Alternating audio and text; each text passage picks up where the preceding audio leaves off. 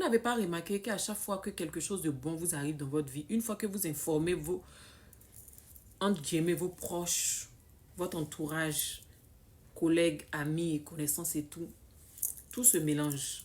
Vous n'avez pas remarqué? Vous n'avez pas remarqué que lorsque vous parlez d'un projet, vous parlez d'un mariage ou une personne que vous avez rencontrée et que tout se passe bien, une fois que vous informez les gens autour de vous, tout se mélange. Vous n'avez pas remarqué ça. Si vous avez remarqué ça, vous faites partie aussi des énergies, des échangeurs d'énergie. Nous sommes à la troisième partie. Voilà.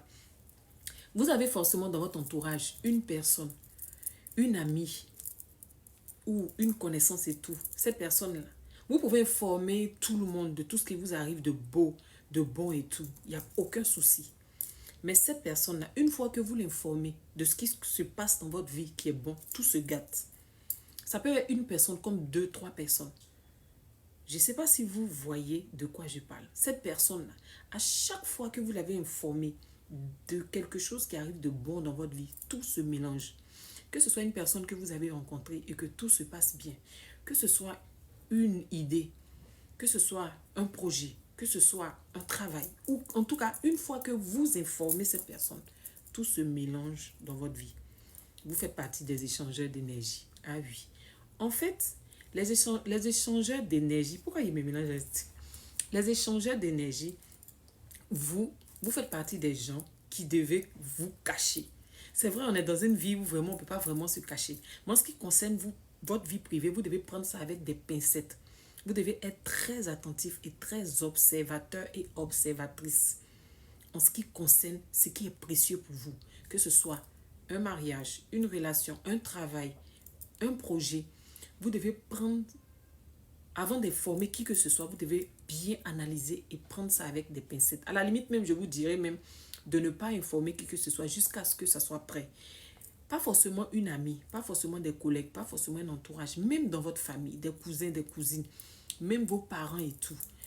Vous devrez attendre quand c'est prêt pour informer. Parce que je vous dis ça pourquoi? Votre entourage, même s'ils vous apprécient, même s'ils sont gentils avec vous et tout, ils peuvent vous porter le mauvais œil. Ils peuvent vous porter l'œil. Dans le sens où des fois, quand vous informez des choses qui sont bien dans votre vie, qui sont doux, vous rencontrez quelqu'un, tout se passe bien. Le gars vous traite comme une reine et vous avez envie de crier aux yeux du monde entier que vous êtes heureuse. Même via les réseaux sociaux. Les gens vont vous porter l'œil. Parce que quoi? Une fois que vous affichez votre bonheur, vous parlez de ce que vous vivez, vous créez en ces personnes-là, vous réveillez en ces personnes-là des blessures. Parce que la plupart du temps, ces personnes-là, des fois, ces personnes-là n'ont pas eu forcément la chance que vous avez. Ces personnes-là, des fois, ont donné aussi beaucoup en amour et ils ont été trahis. Ces personnes-là, des fois, ont vécu des situations pareilles que vous êtes en train de vivre et à la fin, ça n'a pas donné.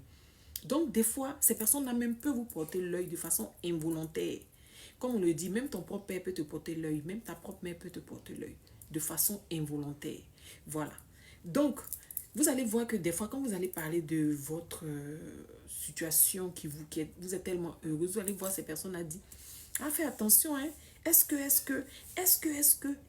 cette personne va vous amener à réfléchir? Cette personne va vous amener à douter.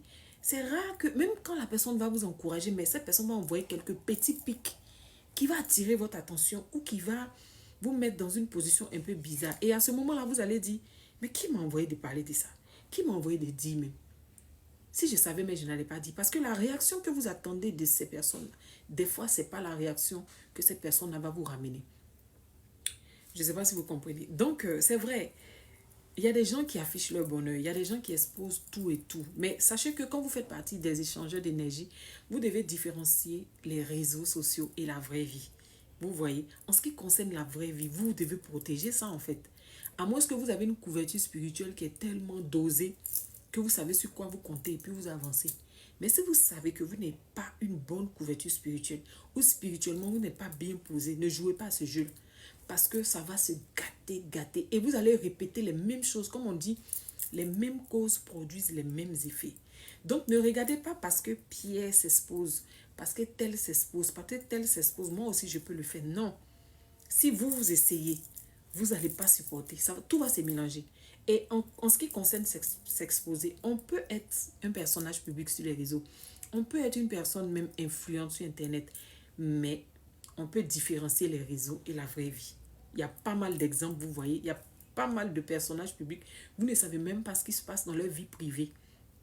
Tant qu'ils n'ont pas montré, tant qu'ils n'ont pas exposé, tant qu'ils ne vous ont pas en parlé. Vous voyez. Après, il faut un peu de tout pour faire un monde. Tout le monde ne peut pas être forcément caché. Tout le monde ne peut pas être forcément privé. Voilà, donc on ne demande pas aux gens d'être forcément privés, d'être forcément cachés. Non, non, non.